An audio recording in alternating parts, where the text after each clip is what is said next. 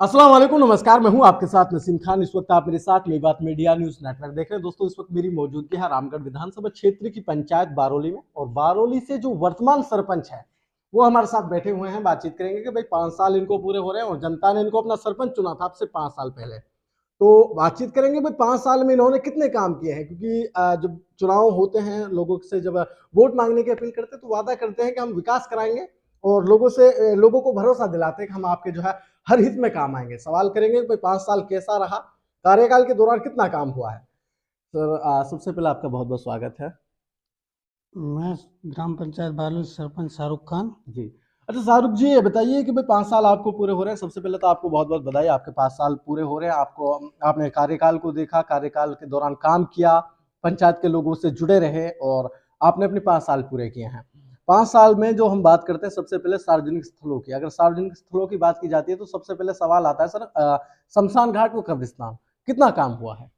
शमशान घाट और कब्रिस्तान का काम नहीं हुआ, हमारे यहाँ पर रिकॉर्डेड काम नहीं है। बिल्कुल, ये दोनों ही एक रिकॉर्डेड नहीं है पूरी पंचायत में। नहीं, एक रिकॉर्डेड है शमशान, उस पे पहले काम हुआ पड़ा है। जी, तो उसमें उसमें पहले ऑलरेडी हो रखा हाँ, है। वो हो रखा है। अच्छा, अब बात की जाए, चलिए ये तो ऑन रिकॉर्ड नहीं है इसलिए आपने काम नहीं किया है, लेकिन पंचायत में और भी तो काम होते हैं, जैसे कि सड़क, रास्ते वगैरह। रास्तों पर कितना काम रास्तों पे काफी काम करवाया है। जी।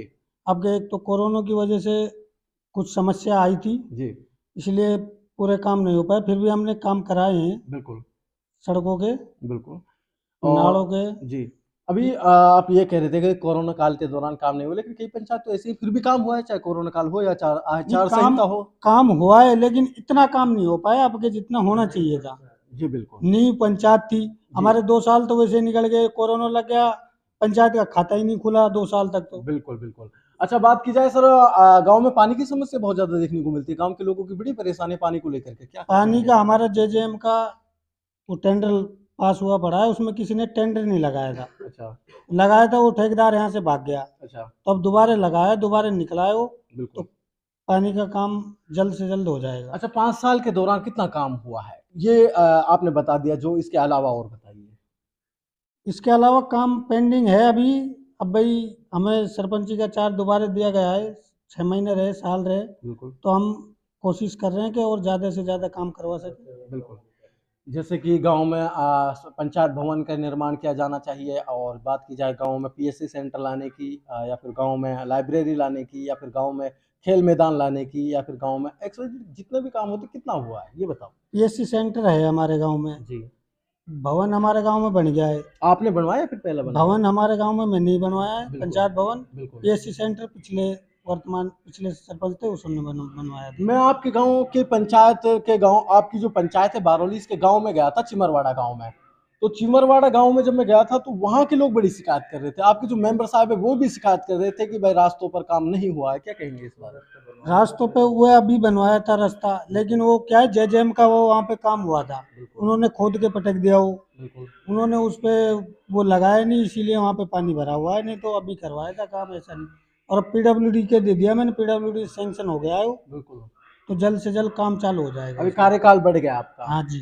अच्छा, कार्यकाल को समाप्त होने के पश्चात अब फिर आपको अगर दोबारा चुनाव जो है मैदान में उतरने का मन बनता है, तो क्या लगता है पंचायत के लोग आपके काम को देख करके, विकास कार्य को देख करके, आपके कार्यकाल के दौरान आपकी जो एक्टिविटी है उनको देख करके लगता है आपको दोबारा मौका मिलेगा। जी, ये तो देखो जनता के पीछे। बिल्कुल। नहीं, जनता ज, के पीछे तो, लेकिन आपका मन क्या कहता है इस मामले में। नहीं, मेरा मन कहता है कि बिल्कुल करता है। बिल्कुल। आप चुनाव लड़ेंगे। बिल्कुल। चलिए, अंत में आपकी पंचायत के लोग आपको सुन रहे, क्या अपील करेंगे लास्ट में। मैं जनता से अपील यही करता हूँ जी। भाई, जिससे अगर कोई नाखुश है तो वो हमको बताए, कोई काम नहीं हुआ है बिल्कुल। तो हम काम कराएंगे। बिल्कुल। और एक अब के थोड़ी भाई सरकार भी कुछ ऐसी ही चली थी, बिल्कुल। और एक कोरोना की वजह से कम भी काम हुए, बिल्कुल।